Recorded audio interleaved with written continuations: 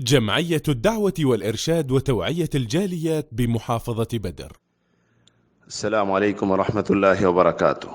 সম্মানিত মুসলিম ভাই ও বোনেরা, আমাদের মাঝে একজন প্রশ্ন করেছেন, বর্তমান যে সামাজিক যোগাযোগ মাধ্যম রয়েছে ফেসবুক বা অন্যান্য প্রচার মাধ্যম, এতে যে সেলফি উঠে বা অন্যান্য ফটো আপলোড করা হয়, এটা করা যাবে কিনা।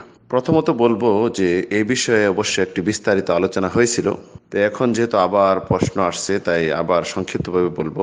ফেসবুক হোক অন্যান্য যে সামাজিক প্রচার মাধ্যম রয়েছে, এখানে কোনো মহিলাদের ফটো আপলোড করা সম্পূর্ণ হারাম।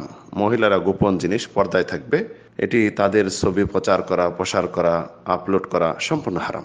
অন্যত্র যে পুরুষদের ছবির বিষয়ে যেটি রয়েছে যে নিষ্প্রয়োজনীয় কোনো ফটো আপলোড করা, নিজেকে প্রকাশ করার জন্য, মানুষ দেখুক বা অন্য যে নিয়তেই হোক না কেন, সম্পূর্ণ নিষেধ। আর যদি প্রয়োজনীয় হয়, প্রয়োজন সাপেক্ষে, তাহলে বৈধ রয়েছে। তো আমরা কিভাবে জানবো যে আমাদের প্রয়োজন বা প্রয়োজন না? অবশ্য যে আপলোড করবে, যে সেলফি উঠাবে, সেই বুঝতে পারবে যে আমার প্রয়োজন কি প্রয়োজন না।